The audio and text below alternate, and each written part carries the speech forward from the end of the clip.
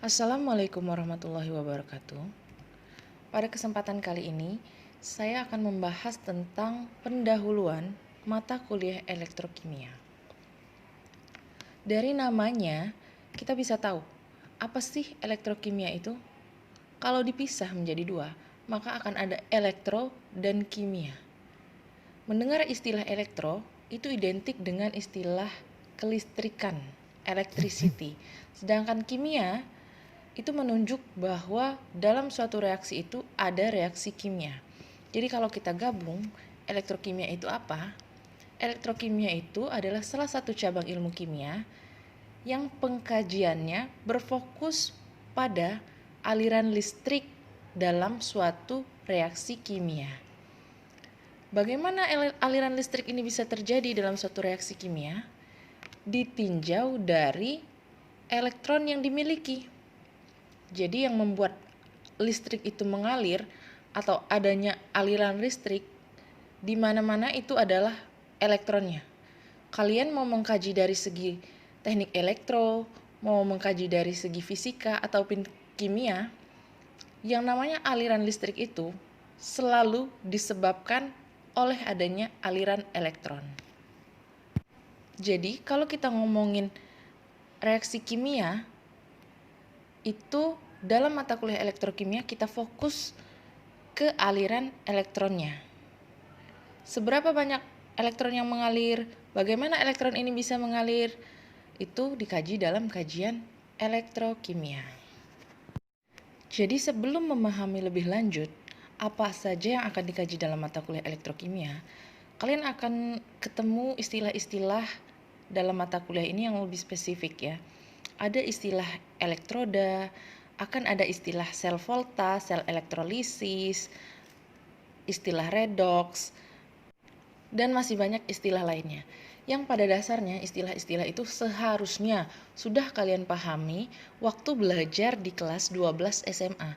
Jadi dalam mata kuliah ini ibu nggak ngulang lagi istilah-istilah itu. Kalian harus sudah paham. Kalau memang belum paham, kalian bisa cari pemahamannya sendiri. Supaya waktu kita ngomonginnya itu nyambung. Ibu pakai istilah elektroda, pakai istilah konduktor, itu udah nyambung. Jadi kita nggak ngulang ke situ. Karena kita udah di tahap yang lebih tinggi dari itu ya.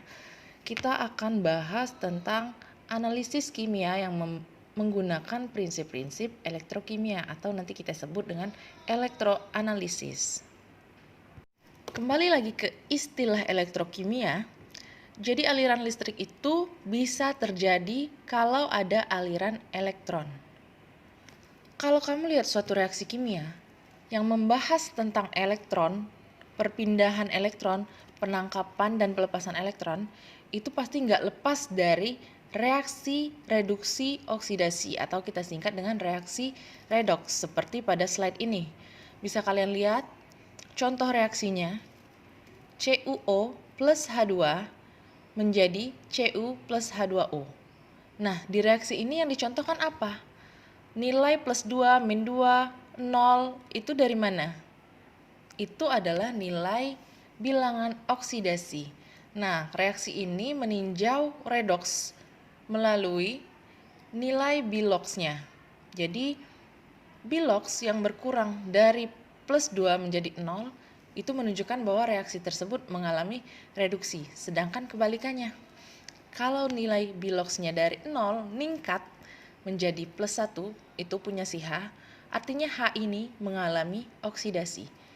Reaksi yang dalam satu reaksinya mengalami reduksi sekaligus oksidasi, itu kita sebut reaksi redox. Jadi kalau ngomong elektrokimia, tidak akan pernah lepas dari yang istilahnya redox.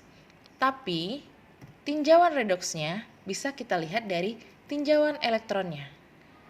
Jadi kalau kamu balik lagi ke pengertian redox tadi ada yang berkaitan dengan nilai oksigen, ada yang bilox, dan juga ada yang elektron. Nah, pada mata kuliah elektrokimia ini kita akan lebih fokus ke reaksi redox dengan tinjauan elektronnya. Ada yang meningkat, ada yang mengikat, ada yang melepas. Oke, selanjutnya kalau kalian tanya, kenapa sih saya harus belajar elektrokimia? Manfaatnya untuk saya apa?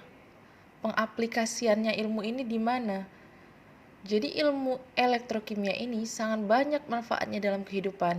Contohnya aja yang paling sederhana, baterai yang digunakan pada smartphone, laptop, ataupun lain-lain, itu prinsip yang digunakan adalah prinsip elektrokimia. Meninjau aliran listrik karena ada aliran elektron. Itu yang dimanfaatkan orang. Jadi itu contoh kecil. Gak mungkin ilmu itu dipelajari kalau tidak ada manfaatnya. Nah, sekarang kembali ke diri masing-masing. Kalau saya pribadi, untuk bisa mudah paham ataupun mudah menerima pelajaran, itu saya harus tahu tujuannya untuk apa. Jadi, kalian cari tahu dulu ke dalam diri masing-masing, tujuan elektrokimia ini dipelajari untuk saya apa sih? Mungkin kalian bisa membuat gambaran sendiri. Oh, mungkin nanti kalau ada kesempatan saya bisa bikin pembangkit listrik sendiri yang sederhana, setidaknya untuk rumah saya sendiri. Nah, itu ilmunya ada di elektrokimia. Atau kalau kita lebih fokus mengaitkan elektrokimia dengan kimia analitik, nanti tujuannya adalah kalian bisa tahu metode apa yang digunakan dalam penelitian saya yang ada kaitannya dengan prinsip elektrokimia. Jadi ini masih dasar. Dasar-dasar inilah yang nanti diterapkan dalam aplikasi kalian saat skripsi, saat penelitian, atau lebih lanjut dari itu. Oke, jadi balik lagi ke tujuan. Kalian harusnya sudah punya tujuannya sendiri. Kenapa saya harus belajar ini? Kalau kalian sudah punya tujuan, kalian akan terpacu untuk bisa masukin ilmu ini ke pikiran, lebih lagi ke hatinya. Jadi hati dan pikiran udah siap nerima ilmu ini sehingga ilmunya lebih mudah masuk. Dan belajarnya insya Allah terasa lebih mudah untuk dipahami. Dalam sistem elektrokimia akan kalian kenal istilah sel elektrokimia, kemudian reaksi elektrokimia, dan yang terakhir fokus kita pada mata kuliah ini adalah analisis elektrokimia. Jadi kalau ngomongin sel elektrokimia, harusnya kalian sudah tahu apa yang ada dalam sel elektrokimia. Dalam bab sel elektrokimia, Ibu nggak akan ngulang lagi tentang detail mengenai sel elektrokimia. Di sini Ibu akan kasih tahu aja sel elektrokimia itu ada yang namanya sel volta dan ada yang namanya sel elektrolisis. Jadi disinilah tempat terjadinya perubahan dari kimia ke listrik ataupun sebaliknya listrik ke kimia. Yang mana merubah reaksi kimia ke listrik itu sel yang mana, volta atau elektrolisis, dan yang mana reaksi kimia terbentuk karena dipacu oleh listrik di sel yang mana itu kalian sudah harus tahu karena ini pelajaran SMA. Jadi Ibu nggak ngulang lagi. Nah, di dalam sel elektrokimia ini terjadi juga yang namanya reaksi elektrokimia. Reaksinya itu yang seperti apa? Itu tadi reaksi kimia yang mengakibatkan adanya aliran listrik. Dari mana terjadinya? Itu harusnya kalian sudah paham. Dan ada juga reaksi kimia yang dipicu karena adanya listrik. Itu juga harusnya sudah paham. Jadi Ibu nggak bahas itu lagi karena kita akan fokus ke pemanfaatannya.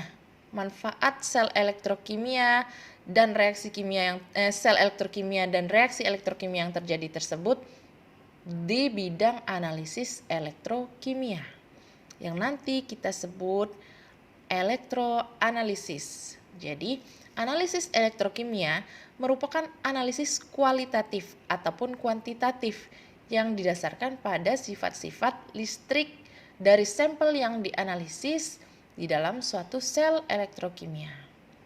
Ada apa saja dalam analisis elektrokimia ini? Ada yang namanya potensiometri, coulometri, voltametri, konduktometri, dan elektrografimetri. Kurang lebih inilah yang akan kita pelajari dalam mata kuliah elektrokimia. Inilah silabusnya. Jadi silabus yang sudah Ibu kasih ini bisa kalian cari tahu sendiri, nggak harus nunggu materi dari Ibu.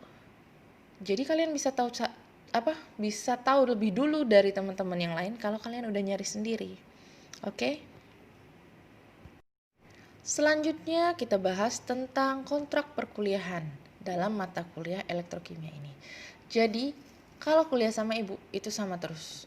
Ibu menghargai atau menilai, memberikan penilaian sama rata terhadap poin-poin yang harus dinilai. Jadi, kehadiran akan bernilai 20%, tugas atau kuis juga sama, presentasi dan diskusi 20%, UTS 20%, dan UAS 20%. Jadi, kalau kalian mau rusak satu, itu yang lain masih bisa nalangin lah istilahnya. Jadi kalau di presentasinya nilainya agak kurang, yang lain masih bisa mendukung nilai kalian sehingga nggak anjlok. Jadi Ibu nggak perlu nambah-nambah nilai, dongkrak-dongkrak nilai, karena itu benar-benar nilai kalian. Selanjutnya ada aturan kelas dalam mata kuliah elektrokimia. Karena kita belajar secara daring, aturannya juga kita sesuaikan. Absensi minimal 80% untuk bisa ikut UAS. Harusnya belajar secara daring, absensinya 100% ya. Karena kalian gak harus ke kampus, gak ada halangan untuk ke kampus. Semoga aja gak ada halangan juga untuk kuliah secara online. Absensi bisa kita lakukan melalui e-learning, atau kalau kondisinya tidak memungkinkan, bisa kita pakai Google Classroom, yang jelas akan Ibu infokan setiap akan kuliah.